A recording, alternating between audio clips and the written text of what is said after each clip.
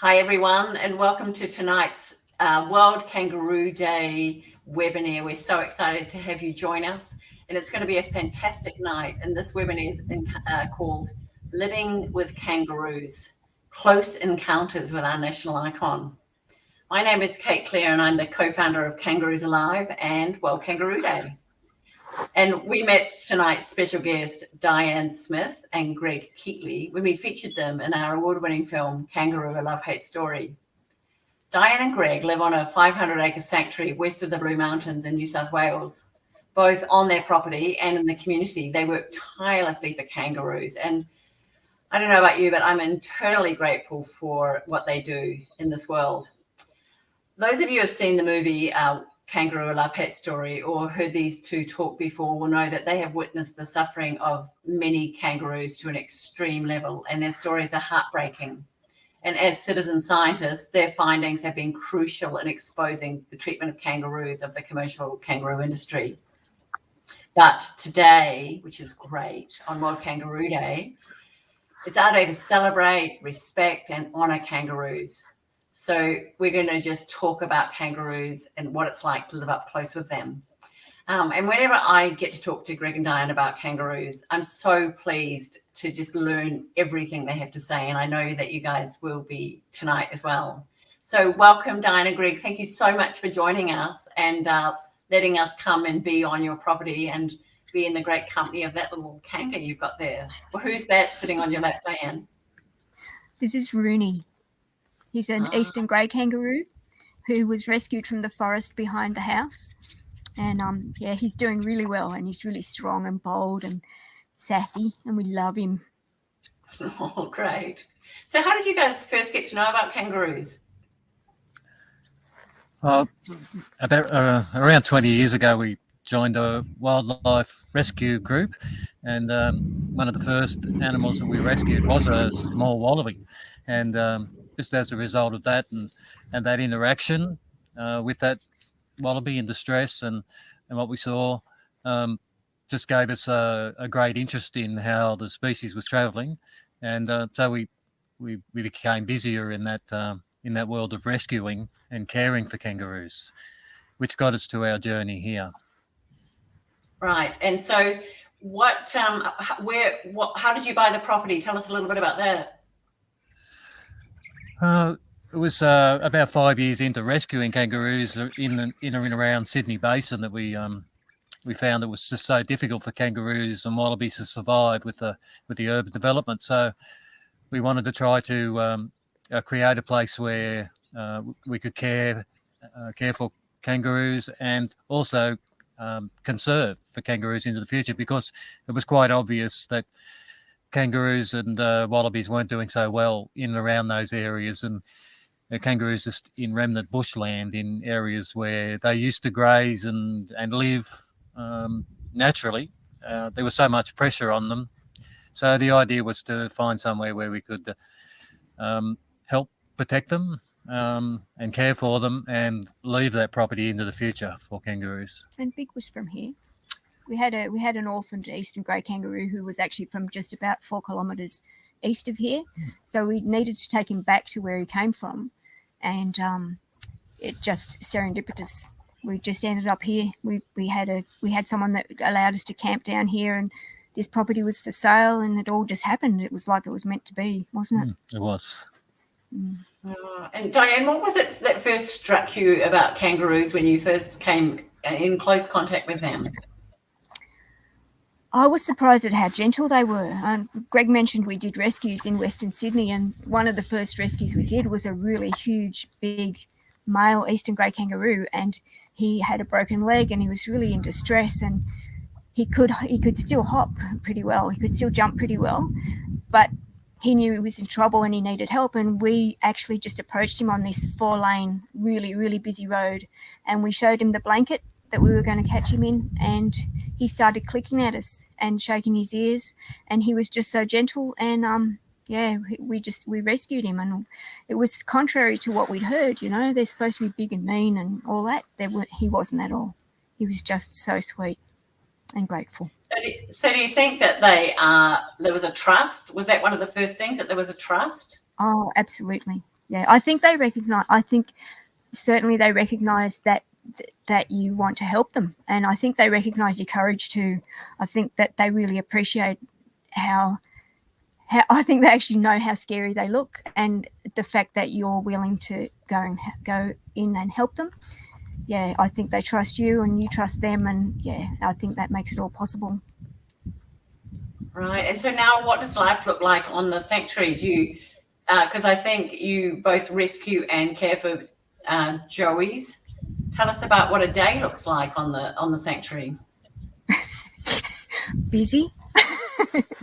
Yeah, it's an early start, and it's bottles for little ones like this, and dressing changes and food collection for older ones. Yeah. And, is that what it looks like? Yeah, that's pretty much Diane's toil for the day, and that's never ending. But yeah, picking up poo. But also because the property is quite large, we have to do constant fence checks for entanglements because we live on an interface with agriculture, and so that presents lots of dangers for the kangaroo. They're a misunderstood animal in these areas, so they're often chased and shot at, and there's commercial shooting. So all of those pressures on the kangaroo. So we need to be there to help them. We're part of the family mobs up here, the groups, and they accept us. So we play that role every day. So checking fences, making sure everybody's okay, and the security of the property. So it's a never-ending task, but I couldn't think of anything else other to do. Yeah, it's really, meant to be. it's meant to be this way. And there's lots of good folk with sanctuaries and refuges that just work 24/7. And we're quite humbled by the support that we get, but and to be in the company of people that just have such a great love and devotion for kangaroos. Right. Yeah. Do you feel like you've got to know them better over the years, the kangaroos? Yes, absolutely. Yeah, because once you slow down and start listening to them, you learn a lot more. You learn a lot about their ability to communicate and what their needs are. And yeah, I think that's true. Right. Do you live on a property, like, are they the same ones on your property? Like, is there like mobs that actually live there?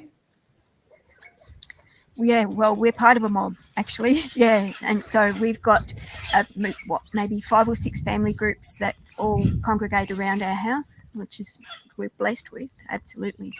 And we see the same ones virtually every day, and because of the circumstances here, we also pick up new ones every now and then. Who it takes them a couple of weeks to get used to the fact that we're somewhere safe, but once they realise that. They just become part of our extended family. Right. And how many baby joeys have you actually raised on that property, do you think? Oh. Good question. There's often not time to look back, and quite a few. And, right. And do they stay on the property? That's where they're released as well? Yes. Yeah. Yes, they come from here, so because they originate from this area, they're released back into the area, and they come in for a number of reasons, all different with motor vehicles or shooting and even fences. So we have a great opportunity to be able to release them back into their own environment and back to their family groups as well. So it's pretty cool. Yeah. I think you've talked before, Diane, about when the other mothers start to sort of close in and look after one of the joeys. Can you tell us a bit about that? Tell everyone that's listening how that works. Yeah, there was actually one notable one in particular was a commercial kangaroo shooter had been through, and I'd seen him shoot a young mum, and I could hear a really small joey, and I couldn't get to it, and because on the fence and in the gully, and it was just so hard and heartbreaking. And I tried to coax this little one back to the fence, but he wouldn't come. In the end, I just hoped for the best for him, because they do take care of young ones sometimes. The the sisters and aunties. And I came home from picking one day, and there were 6 of our usual mums who were here surrounding this really tiny joey, and they wanted me to pick him up. And so I picked him up, and as soon as I picked him up, they ran off into the forest. And it was the one that I'd seen his mum shot. And sorry, I get a bit emotional when I think about those situations, because it's just overwhelming. The fact that our mums got this little one and brought him to me to care for is just astonishing. So that they delivered him into your safe hands, really. Yeah, literally, yeah. And there are really maternal mothers who will take care of lost joeys, and 2 of the mums that brought him here were those mums. Right. And do you see that joey still around your property? Well, I raised him and he took off because he's a boy, and that's what boys do. Right. So he's gone off, and because he's from here, he had strong family ties to others, so it was an easy transition. So it was it was a very natural and wonderful thing for him. Right. And I think you've got like babies, and then they've had some babies. You've got sort of grandchildren, babies on the property, haven't you? Yes. What's that like? How lucky am I? Tell us a bit about what that's like, watching one of your little orphans raise their own joey. It must be incredible. Oh, it's so sweet, and it's also absolutely amazing, and we're so lucky to have actually seen those babies being born. And it's the mothers come and show you their babies being born, and mothers come and show you the first time the baby pops its head out, and it's just like, how fortunate are we? Eh? Yeah. Tell us, sometimes you've talked about like how they talk with you. Tell us about the ways that they communicate. They communicate verbally, and they've got really complex vocal sounds, which you don't normally hear unless you get really close to them. So you hear them clicking and growling, like they're normal, the things that you expect a kangaroo to do. But they've also got whispering sounds and sounds they make with their tongue on the roof of their mouth. And they also have nasal sounds as well, which all mean something.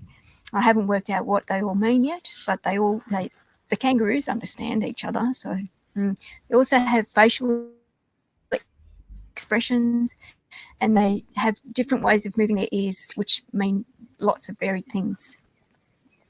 Are you starting to get to know sometimes what's sort of happening, if there's danger coming, or if there's food, or I don't know, whatever? Yeah, you can tell what the sounds mean. Yeah, for sure. I've witnessed situations where Diane's been summoned by some of the old ladies that have been here for a dozen years. When there's a bubba lost and there's a crisis, and Diane was here for about a decade, pretty much by herself, and so she was just living amongst kangaroos all the time. We often had trouble communicating because she because I speak kangaroo. She speaks kangaroo, and at that time I didn't. But so she told me stories, and when I finally was able to get boots on the ground up here full time, and to see that some of those things, where there is a joey lost, and the mums get together, and they summons Diane out of the house to go and help and be part of the group that searches for the joey. It's just it was just amazing. Yeah. Not saying I didn't believe it when she was telling me the stories, but to actually live it, it's a fantastic a relationship that you can have with kangaroos when you're able to be amongst them and be accepted by them, and that mutual respect. So it's quite unique. Do you feel like now you're spending more time there, Greg, that you get to sort of learn? Are you learning more about how they're communicating and what they're up to? Oh, all the time, Kate. It's an amazing journey. I wish I had been able to get up here and spend full time up here. Sooner. Soon.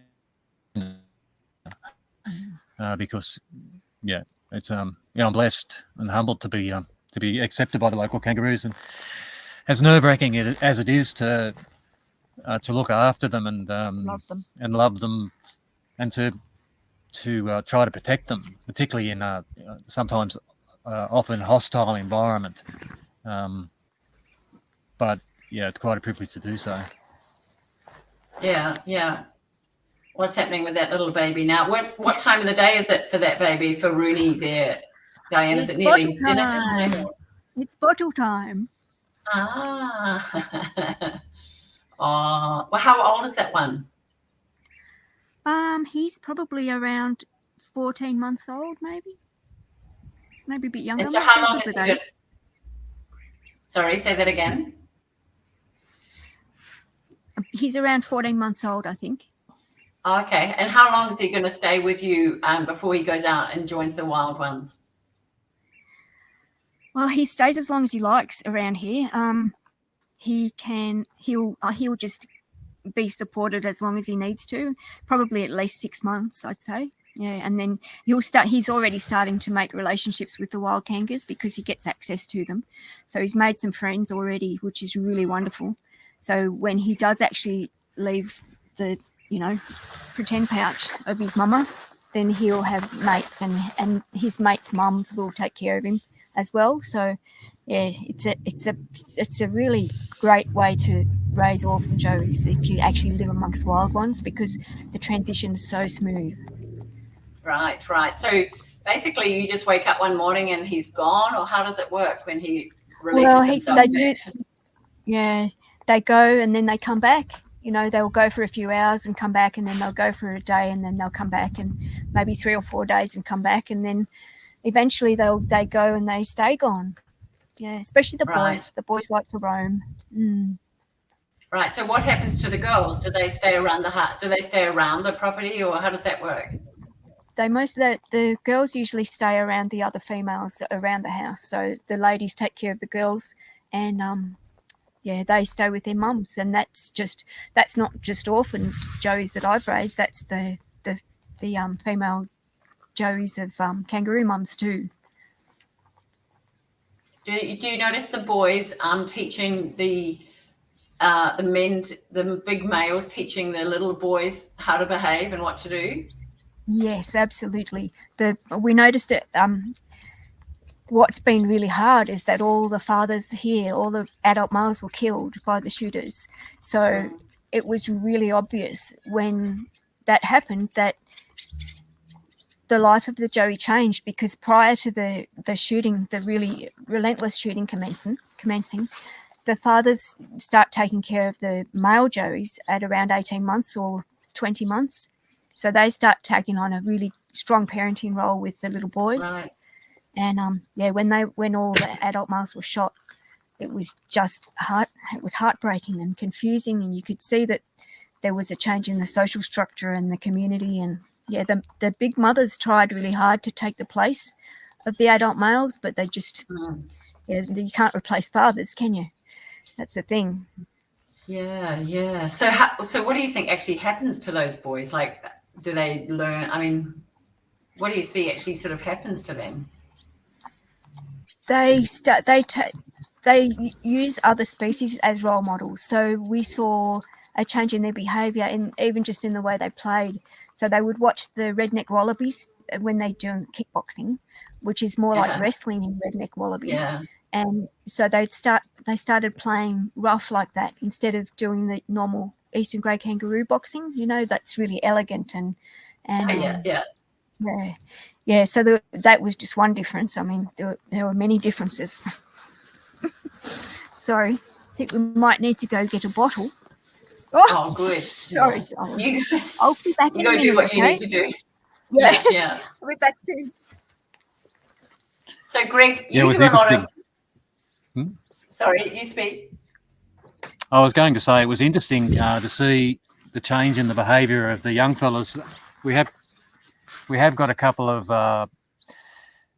males, larger males, come back after so many years of the shooting, but it was watching the redneck wallabies, they became more street fighters, the little eastern grey males, and it was quite a phenomenon to see that they changed, the behaviour changed. So the fact that they haven't got the male role models is tragic for family structure and the integrity of the mobs. And comparing the mob here and the different family groups to areas where you can go in and see natural kangaroos that haven't been fragmented by shooting, it's much more balanced. So we're hoping that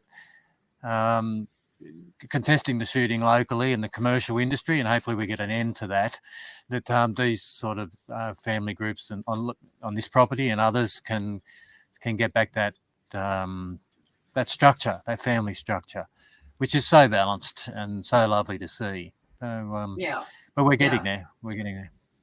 Yeah. When you rescue the big males, Greg, they're huge, some of them. How do you cope with that when you're trying to hold them and get them into the vehicle or like deal with getting them off the fence? How do you actually negotiate that? Yeah, it's a little bit scary at first until you can get the confidence to do so. But every time you get a call, and lots of rescuers watching this will say the same. That every scenario is different. So just being confident and just learning along the way. But it's a tough job. It really shouldn't happen as much as it does. All those things with development and motor vehicles and dysfunctional human behaviour, all those reasons why these guys come into care. But luckily there's quite an army of people out there doing rescues of these big fellas. Right. Yeah, there's no easy way to do it.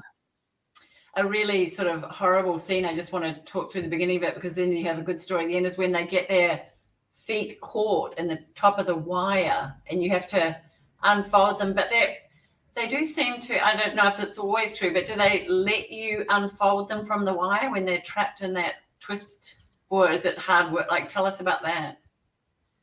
It depends on the kanga, doesn't it? Some of them are just really calm and grateful and you can easily sort of flick them and get them out, and others are just terrified and thrash. I think it depends on how long they've been in the fence and whether cars have been driving by them or whether they were chased by a shooter and got caught.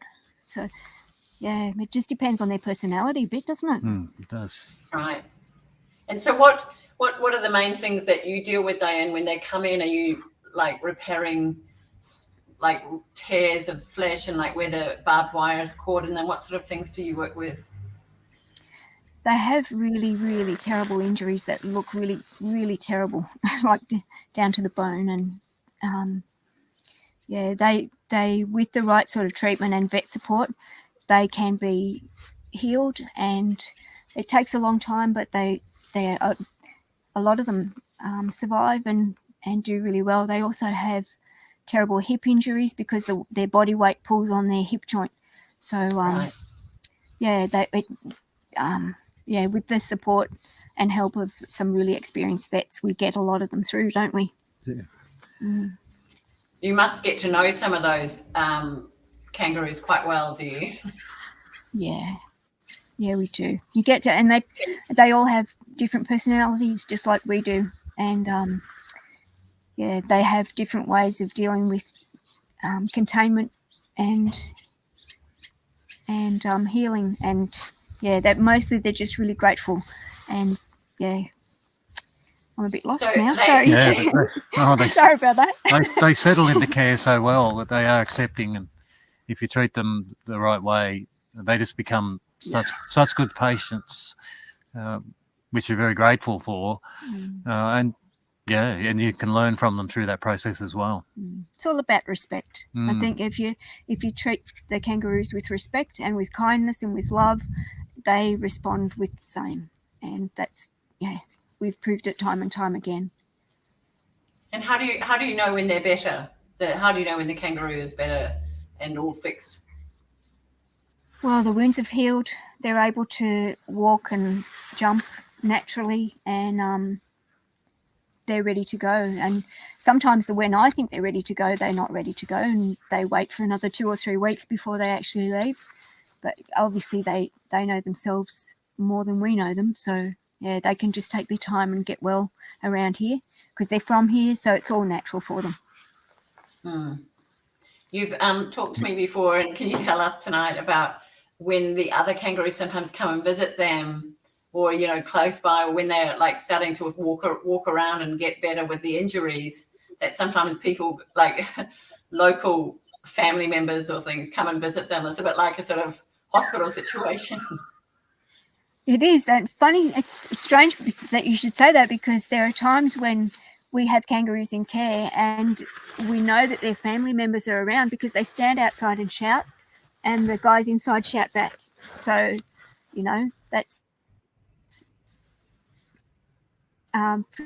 that's just a guarantee to me. Like they're talking to each other. They know that their family members in here, and I think it's wonderful. How lucky are we? It's to have kangaroos in care that are also their family groups come out of the forest every night, and they're here. So that's the beauty, that they tell you when they're ready to go, and often they'll come back if they need support. Yeah. So so it's really it's a lot easier here than it is for a lot of kangaroo carers that don't have that ability. It's a really gentle way of taking care of them and releasing them, and we can do it slowly, and they can take their time, and we can assess what their behaviour is, we take our cues from them, because there's nothing harsh here. We just need to just sort of meld them back into their families, and off they go. Right. I think we've got some people behind us, haven't we? Yeah, we saw a few starting to come up in the dusk, I guess, to come out. Oh, that's beautiful. Tell me, there's not that many vets, are there, that deal with wildlife? Or tell us about how you get help sometimes, because some things must be quite tricky to sort. Yeah, there's some really fantastic vets that have got years and decades of experience, and they're always busy, so it's hard to get to them sometimes, but it's ever increasing. So and there's vet support over the phone, initially, and so you can reach out. And other wildlife carers with more experience than us, you can reach out to Stephen Rosemary at Possumwood, or other shelter operators. Everybody's got different skills, and combined you can always get an answer or a solution or advice or support. So it's a pretty tight knit group of people spread out over the country, and always there's help always there. But it'd be great to have more veterinary care and greater support from the government. After the fires, there was a great deficit in care of macropods, in particular, in the fires, and a general discouragement from the government, from national parks, to get in and try to alleviate the pain and suffering of individuals, because they're more of a common species. So there's plenty of room for improvement there, and I think the veterinary fraternity witnessed that, and during the fire. So plenty of room for improvement. Do they actually teach kangaroo care in the veterinary colleges, or is that just something you have to learn along the way? That's a good question. I'm not sure about that. I'd say that they probably don't. I think they probably would learn it along the way. Yeah, there's probably some Wildlife 101, but more specialists. It'd be great to have more specialist veterinarians to rely on for particularly a unique species like the kangaroo. With innovative practices, not just outdated practices, because I think that for too long we've gone, it's a kangaroo, so it's too hard, so euthanize it, which is it's not the way. They can be rehabilitated and really well, and I think that it's time for a change. I think we need to make kangaroos get better when they're hurt, rather than just kill them. That was one of the reasons why we came up here, Kate, was just the euthanasia rate, because we dealt with maybe over 1,000 macropods in the Sydney Basin that we were involved in the rescue of, and the greater majority of those were euthanized. And a lot of the time it's because the skills aren't there with the veterinary support all the carers. So, the facilities. but we're taking great steps forward now. It's exciting times with regards to care, because some of the wildlife refuges, and as I say, with Steve and Rosemary at Possumwood, or Nikki and Scott at Redbox, and Ray at Wild to Free. You can always, they're all just making leaps and bounds, aren't they? Get advice from them. Oh, that's fantastic. Tell me, one of the things that is a big part of your day is collecting grasses and sort of maybe some sort of feed for them. How do you know about that? Like, where did you first learn that? What they eat and what they need? Kangaroos taught me what they need. It's as simple as that. You just watch what they eat. And when you get to know kangaroos as well as we have, you can tell when they're off a little bit, pain in the tummy or, something. And so just going for a walk with the kangaroo and see what they pick. And that's how I learned what to feed them. And trial and error, who eats what and why. You just have to watch and listen and learn. It's just as simple as that. Right. So you've got kangaroos in care, because the babies don't eat. When do they first start eating, those babies? Well, as soon as they're starting to get their fur through, they'll mouth things and they'll lick things, and they'll have a little bit of soil and a few other special things which I don't know the name of, but I always pick them and they eat them. So they start like as soon as they start getting fur, they start mouthing things from the ground, from the plants. Right. God, you know so much. I think you guys need to write a book or something about all these tiny little details. And tell me about, they don't drink soy milk or cow's milk or anything. What sort of milk is it in that you feed the babies? Yeah, they have a special kangaroo formula. Yeah, it's just so important that you can't feed kangaroos anything except for kangaroo formula. Like, don't give them cow's milk I would be good if everyone knew that. And also if you pick up a kangaroo orphan before it gets to the carer, don't give it anything to eat or drink. It's really important just to do that and leave it to the experienced people who've got the milk that they need. Right, and it's quite a full-time job, really. Look, you're looking after babies, aren't you? Yeah. Like, tell me how many times they need feeding. Oh, well, anything up to six times a day, so every 4 hours. But that's really small ones, and so they graduate to less and less feeds per day as they get older. Right. But it is full time, because you do the feed and then you wash the bottles and then, you toilet them and then you go picking for them. And yes, it's sort of like never ending. Right. So what motivates you to keep going? Well, I mean, it is hard work. Like, what motivates you to keep looking after them and running the sanctuary? What drives you? Love is what motivates me. That's it. I love kangaroos. I think they deserve a break. I think and they're my family. And I've been here with them all this time, and they love me. I love them. I won't stop taking care of them until I go. Right. Yeah. What about you, Greg? What motivates you? Yeah, the same. They deserve a better deal. When we saw the bad side, the hardship, and surprisingly, coming up here, then we were exposed to the commercial and non-commercial shooting. So that was devastating. To stand beside kangaroos and whilst their family groups are being shot at, and to see the effects of that, how can you not? So we're here for the long term. We will continue to try to fight for a better deal for kangaroos, and there's great opportunities at the moment with the recent inquiry and the work of so many people that we're gathering such strength. Kate, including you. So, Thank you. Yeah.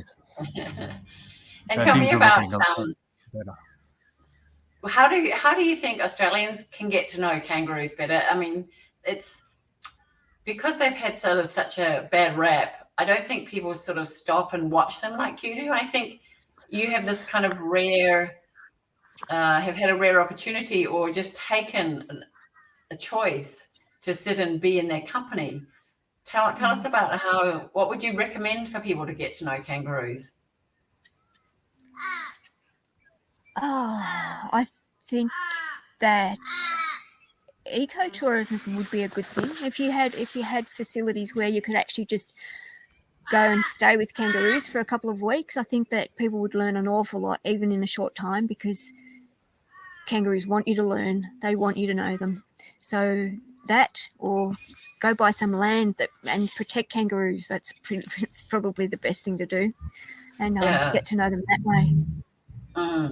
You can't. I've noticed, like when we were filming kangaroos, you can't approach them. You have to stand quite far back. They're sort of in charge of the distance, aren't they? Of how close you can get to them. Yes, they've got their personal space, and you need to respect that. Just because you don't want to make them afraid. So yeah, and if you respect their space, they'll eventually get closer to you. Right. So it's their choice. I mean, I think whale watching is a bit similar, where you sort of whale sometimes comes and finds you. I know that people have had quite remarkable experiences with kangaroos. You know, particularly stressed kangaroos, like after the fire and stuff. Kangaroos did come up close to humans and connect. Yeah. Sorry, it doesn't seem to take much, Kate.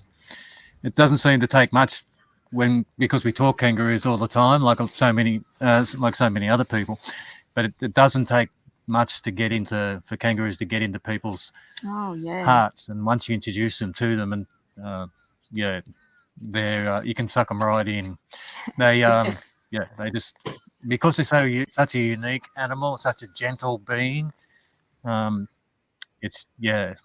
You see people just fall for them straight away. So really, it is just opening that door and showing people what kangaroos are really like, and their intrinsic value as well in the Australian landscape. We need them. You know, they're part of our biodiversity. They're an integral player. So as we continue to take them out of that landscape, you know, it's not going to be good for our children or children, you know, their children. They're not going to be there in the wild. So it's important. And days like World Kangaroo Day is so important to build the kangaroo army. Kangaroo Nation. Very good. Do you notice I noticed that Uncle Max and things talk about the songlines of the kangaroos, you know, thinking of them being on your property for up to the last maybe 30 million years, or, you know, something. Do you notice on your piece of land, like, that you caretake where the kangaroos travel and how they've lived there? You know, do you notice how much it belongs to them? Oh, absolutely. Yeah, we've actually flown the drone over the property, and you can see the lines in the earth where they've travelled for, as you say, thousands of millions of years or whatever, and they're really clear routes, and they haven't changed. And then we go and put a fence across it or a road across it, and then we complain about kangaroos when it's their land, and we've just wrecked it for them. It must be interesting when you're like going to find one that's lost or something, that you must kind of know which paths to go down a bit to, like, if they've got their really favored pathways, song lines, do you sort of get to know like where they are and how they're sharing that land with you? Yeah, you do. You know which families use which lines, and you can see where the lines meet, and obviously that's where the families meet also. So yes, that's how we go looking. We follow the kangaroo energy lines, and whenever anyone's lost, we usually find them. I don't think there's ever been a time we haven't found anyone we're looking for. Right. And the others help too. So the other kangaroos. Right. Boy, that's such a different way of seeing a piece of property, isn't it? Like, to know that the wildlife has its own total relationship to your land that you Absolutely. do. Yeah. Yes. Yeah. And we're just a small thing in this whole landscape. We're just two people, two humans, compared to all the other beings that actually own the land, and the land owns them. And we need to have respect for that. Yeah, we need to just take our role and take a step back and actually look at the interactions and the relationships and learn from them and have respect. Yeah.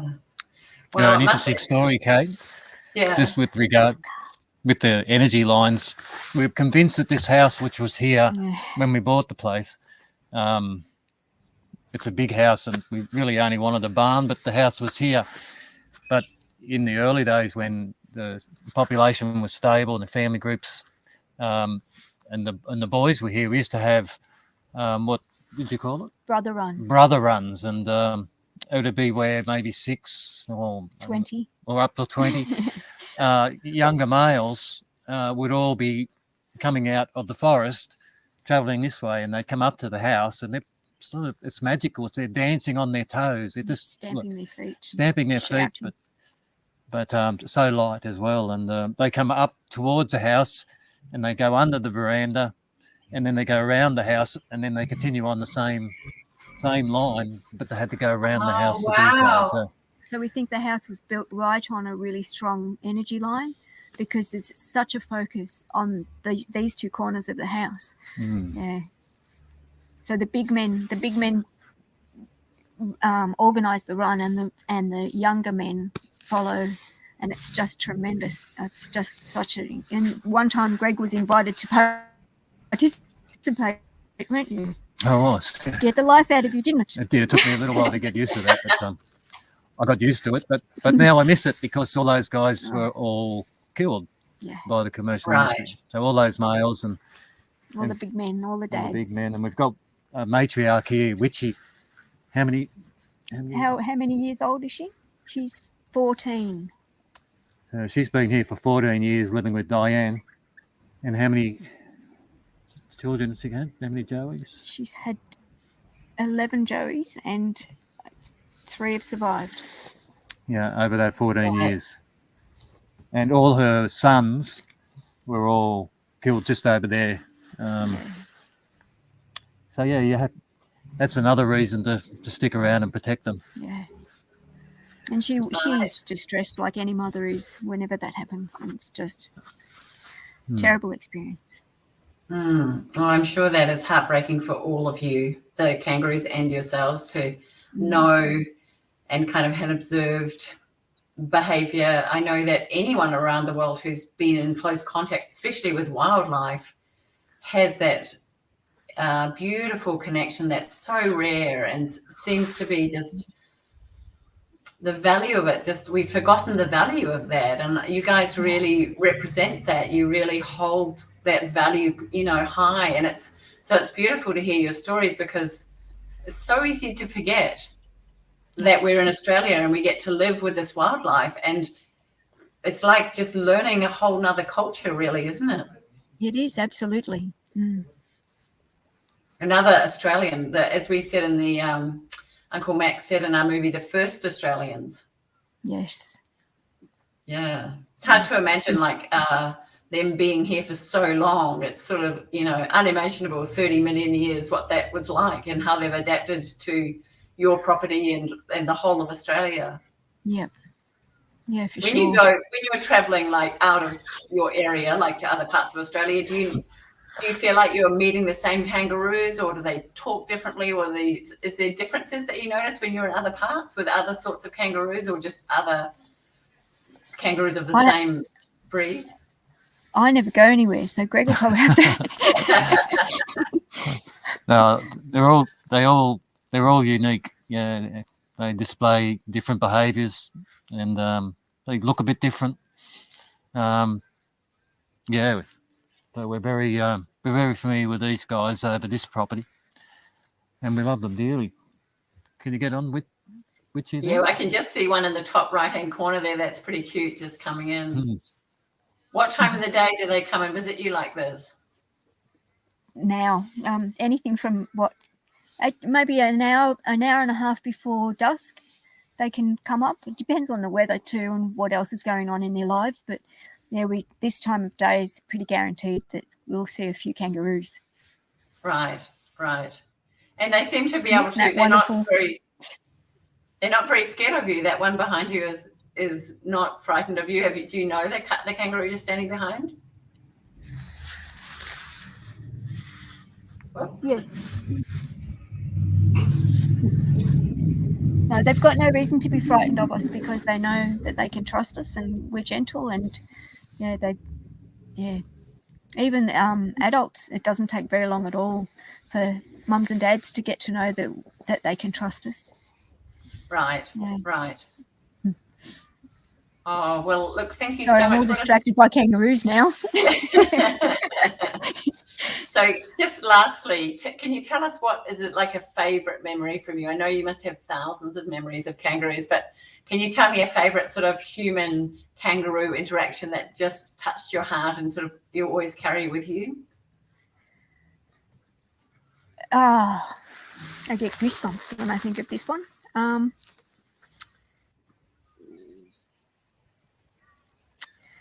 My dad died about just over a year ago, and I went down to be with my mum just overnight and to see my dad. And when I came back in the morning, I sat on the front veranda and I had a coffee and just sort of taking stock of things and how things had changed. And Richie came up to me and she put a hand on me and then she put her forehead on my forehead. And we just sat like that for 10 minutes or so. And kangaroos do that a lot. I think that I call it the third eye love transfer. And she was just telling me she knew exactly what was going on, and she'd had the sorrow of losing family, and she saw that sorrow in me, and I think she needed to make me feel a bit better, and it did. Wow, what a beautiful story! Thank you. Wow. Whew. And Greg, have you got one you want to share? Well, I was lucky enough to witness and share that moment, so it was just profound. Yeah, so that's probably a bit of a highlight in understanding how close we are to animals, and how sentient and often how smarter they are than us, and how they display compassion and unconditional love. So that was pretty amazing. A pretty amazing moment that I'll never forget. Wow. So do you have anything else that we haven't chatted about, because it's just been the most special day? So many great things have happened on World Kangaroo Day, and it's just a phenomenal way to sort of come closing, as we come towards the end of the day, and for you to share this with us has been such a generous and rich hour just to sit with you both. Is there anything that we've forgotten to talk about, or? Kangaroos Alive. Yeah. Kangaroos Alive. Well, just I suppose being so grateful to Kangaroos Alive for the advocacy around the world to protect kangaroos, and that's why we work so hard to try to support that fight for the kangaroo, and it's so encouraging to have support from around the world. Will probably change the way we look at kangaroos from the other side of the world because of our complacency. So it's such an important part of the advocacy for kangaroos. So very fortunate to be a part of that. And the other wonderful things that have happened today, and the involvement of so many people, and the people that have put in images of kangaroos. Into the photograph competition. In the How photograph, good is that? Isn't that amazing?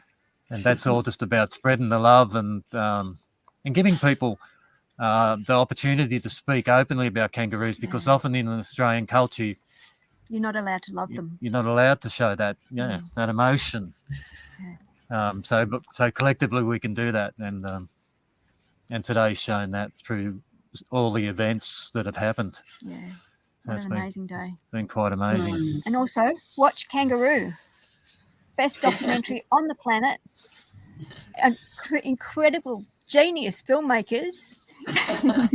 It certainly has been a platform to raise the bar on kangaroo advocacy. There's no doubt about that. And Yeah. I was lucky enough to be over to tour with the film launch in Europe a little bit, as you well know, but to see it played in the European, like in the Dutch Parliament, and for the Dutch parliamentarians to be so interested in the plight of kangaroos, and that's the sort of stuff that's going to put pressure on the Australian government to do better. So spread the love. Spread the love. Yeah. Yeah. Hey, well, thank you so much for inviting us to your property, and we loved hearing about kangaroos. You're so lucky to know them so well, and let's hope the rest of us can get to spend some quiet time just learning from them and learning about their song lines and their connection to country. I'm sure all our lives would be improved from that valuable experience. And happy World Kangaroo Day. And happy World Kangaroo Day to you. Thank you so much, guys. And Thanks, we're just going to have a little look behind you and see the kangaroos. No.